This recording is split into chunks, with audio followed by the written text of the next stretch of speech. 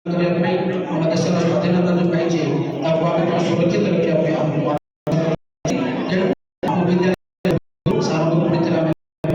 ଜ୍ଞାପନ କରୁଛୁ। ବର୍ତ୍ତମାନ ଆମେ ଆମର ପ୍ରବର୍ତ୍ତନ ପ୍ରଧାନ ଶିକ୍ଷକ ଶ୍ରୀ ଭବେନ୍ଦ୍ର ସେଠୀ ଅନୁରୋଧ କରୁଛୁ ସେ କିଛି ଅଭିଭାଷଣ